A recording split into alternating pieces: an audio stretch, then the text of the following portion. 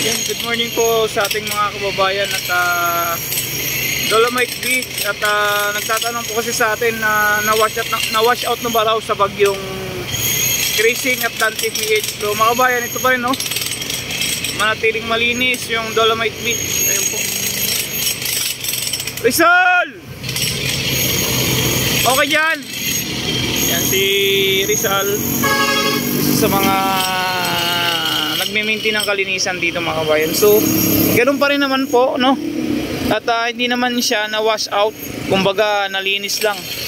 Ayun, wala naman pong na wash out dito at nandito pa rin naman po yung mga buhangin. So sarado pa rin po ngayon, magdadalawang linggo na yung Dolomite Beach. Gawa ng close pa rin, ginagawa pa rin yung dredging dito. So yung mga nagtatanong po no, kumusta na Dolomite Beach? Okay po, natiling malinis. Ayan o, ayun po mga nakukuha nilang mga basura na yan, ay hakutin na yun mamaya. Kita nyo linis o. Ito yung rock garden formation, rock information, kumbaga linis o. Ang pecha po natin ngayon is August 4 na, August 4.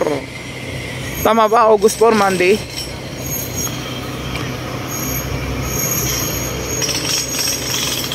August 4 ngayon, Monday oh.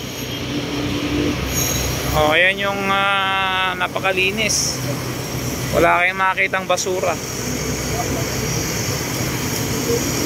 Phase 1. Wag po kayong mag-alala sa mga basurang nakasako na yan. Ihakutin na po mamaya yan. Ayun oh, nakaseparate na po yung mga kahoy at saka yung mga plastic dyan. Ay nakaseparate na po yan oh.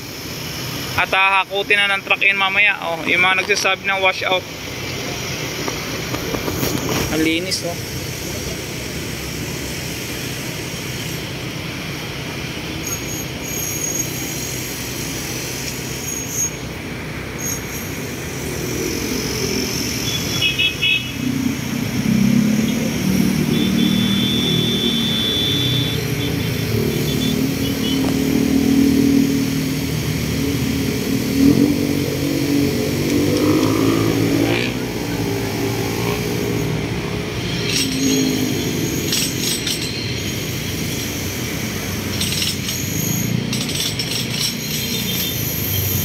May binungkal dun oh.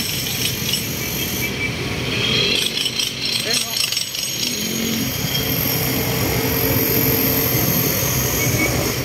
May binungkal dun mga bayan oh.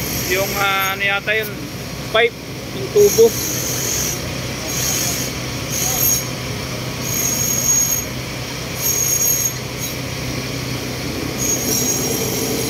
Malinis oh.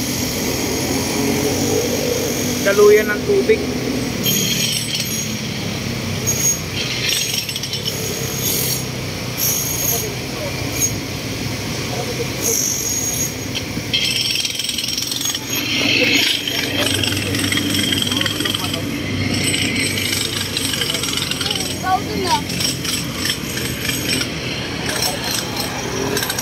Yan o, sarado pa rin po oh. Magdadalawang linggo na.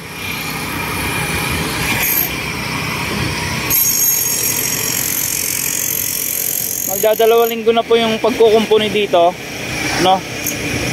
Ayan. So mga namamasyal, wala mo naman namamasyal dito no. Sarado pa. Ayan o.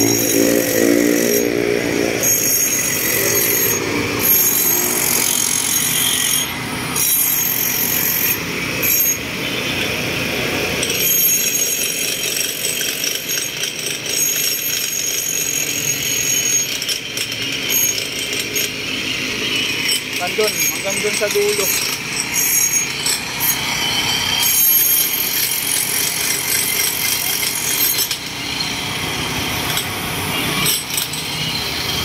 Yan dun, walang magdadalawang linggo na, sarado pa. Ayan. Pagkukumpuni dito.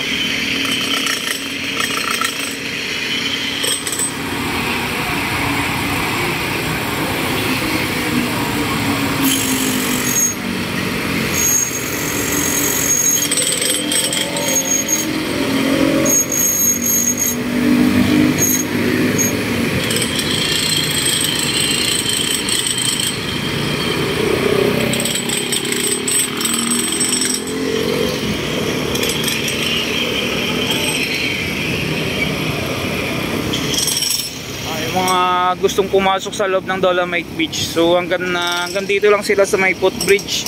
Hanggang tingin na lang sila dito. Ganda ng tanawin dito. Eh, napakasarap mag-jogging doon sa loob.